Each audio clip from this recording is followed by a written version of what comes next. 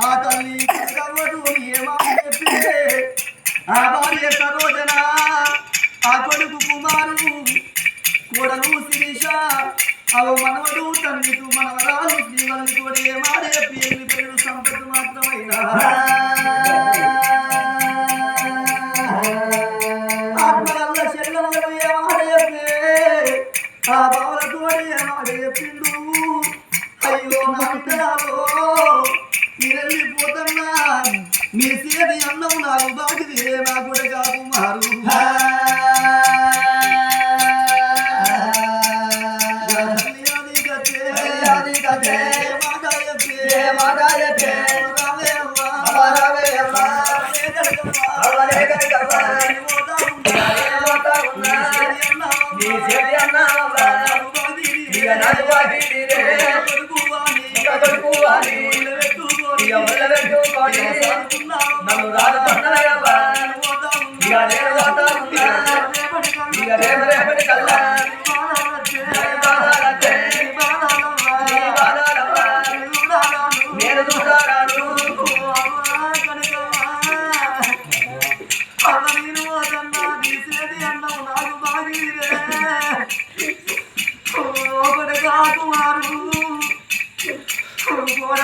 వెళ్ళిపోతున్నా నా కొడుకు అన్నా నీ తల్లి ఉంటుంది నీ తల్లి పైలవ కొడుకు నీ నానమ్మ పైలవ రాయ్యా నీ సేది అన్నము నాకు బాగిరే నీకు కోపం వచ్చిన్నాడు మా బాబుకు సంపద లేడాని నీ తల్లి సరోజనమును ఒక్క మాట అంటే నా తల్లి కనకమ్మను చెయ్యెత్తి నువ్వు ఉడత కొడుకు చెట్టు కేడుతుందిలాగా గుట్ట కేడుతుంది ఈ కొడుక నేను వెళ్ళిపోతున్నా నువ్వు ఇక్కడన్నం పెట్టి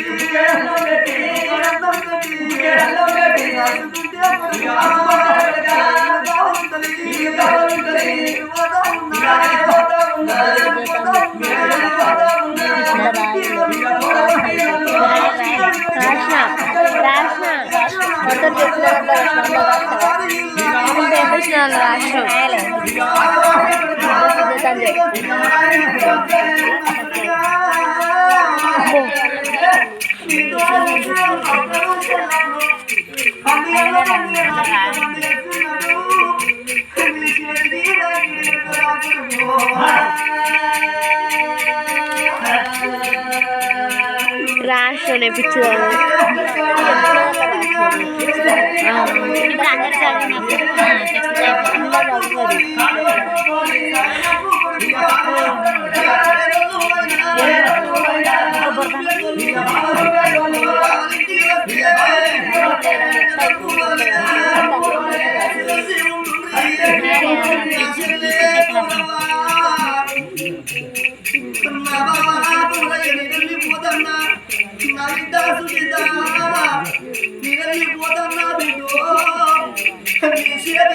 నాకు బాధింది నా బిడ్డ సుజాత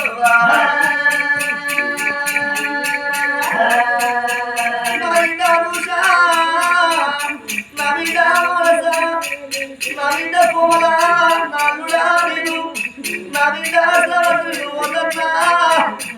ఓ బిడ్డ సుజాత నువ్వు ఒక బిడ్డ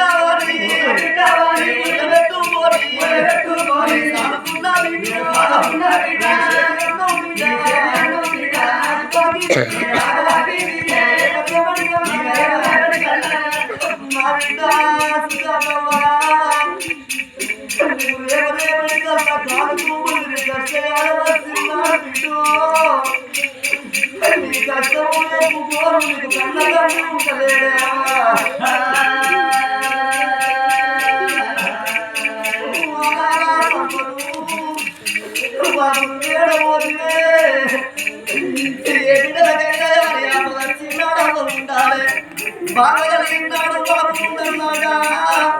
నా భర్త దూరమాయే రేపటి కల్లా నాకు బాగా వచ్చిన్నాడు ఇక నా బాధలు బాబు ఎవరితోని ఎప్పుకుందు బిడ్డ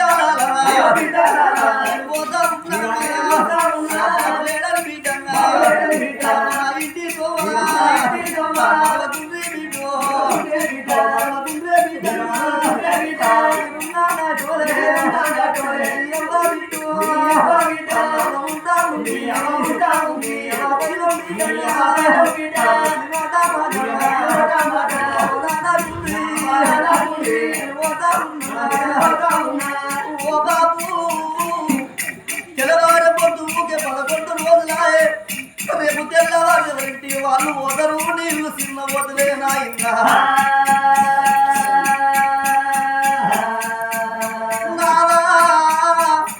ఆత్మయల్లా సంపద మరణమైపోతే ఆ ఒక్క కొడుకు తన కొని పెట్టుకున్నాడు ఆ బిడ్డలు వాళ్ళు మనవలు తనంత బలం కనగట్టి పుట్టాడు కన్ను తీసిండు రేపు మనం లచ్చిపోతే తలకొని పెట్టేది కొడుకులు మనకున్నారు కానీ అవతల పెరుగుతులు వేసేది బిడ్డ మనకు లేదు నా బిడ్డలు కావాలి నాదా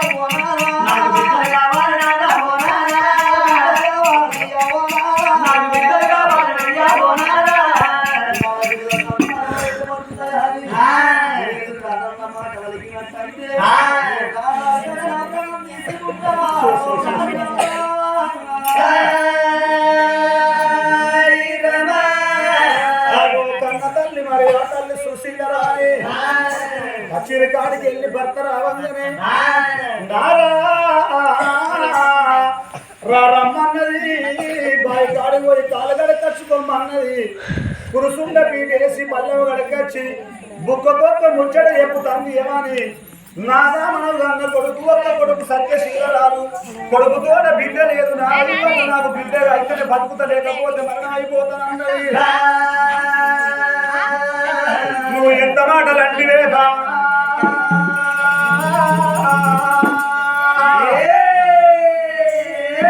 కొడుకు తోడ బిడ్డ బలము లేకపోతే సత్తనన్న మాటని నోటికి ఎట్లా వచ్చనే బామా సుశీల రాణి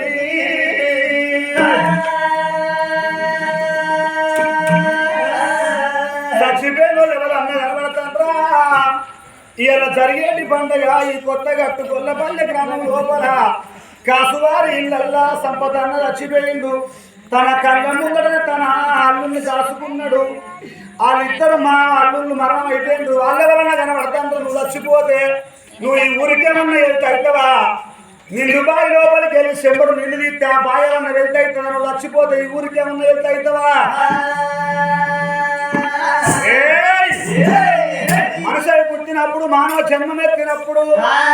చచ్చిపోయి సాధించేది ఏమి లేదు పట్టుకుంటూ కొట్టాడు అన్నాడు భగవంతుడు అమావాస్య 15 రోజులు పౌర్ణమి 15 రోజులు అమావాస్య అంటే చీకటి పౌర్ణమి అంటే వెన్నెల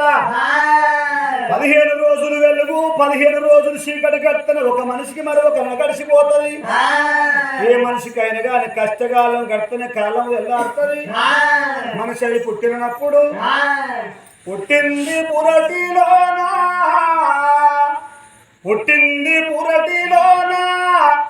పోయేది మట్టిలోనా నీ ఇల్లు స్థిరము కాదమ్మా ఓ మట్టి బొమ్మ నీ వెంట ఎవరు రారమ్మా 3 నాళ్ళ ముచ్చటకై భూమిపైకి వస్తివమ్మా నీ అన్నదమ్ములు నీ ఆలు పిల్లలు కంటి ముందు నాటకమమ్మా ఓ మట్టి బొమ్మ నీ వెంట ఎవరు రారమ్మా ఉన్న ఆస్తి స్థిరము కాదు చివరి దాకా ఏది రాదు గాలిలోన కలసిపోతవే ఓ మట్టి బొమ్మ నీ వెంట ఎవరు రారమ్మా బాణా సుశీల రాణి ఆ కొడుకుతోడ బిడ్డ లేదని బాధపడుతున్నావు అని చచ్చిపోతాను అంటున్నావు మనిషి బతుకున్ననాడు ఇల్లు నాది వాటు నాది ఎద్దు నా వ్యవసాయం నాది కొడుకులు నా వాళ్ళు కోడళ్ళు నా వాళ్ళు బిడ్డలు నా వాళ్ళు అల్లులు నా వాళ్ళు అని మురుతారు కానీ చచ్చిపోయిన నాడు భూమి మనెంబడి రాదు ఇల్లు మనెంబడి రాదు కన్న పిల్లగాళ్ళు మనెంబడి రాదు గొడ్డు గోధుమ మనెంబడి రాదు ఇక నువ్వు బాధపడకన్నాడు ఎన్ని చెప్పినా భార్య మరి తన బిడ్డలేదు ఆ భార్య సుశీల రాని ఇక నువ్వు ఏడ్చేది లేదు బామను చచ్చిపోయేది లేదు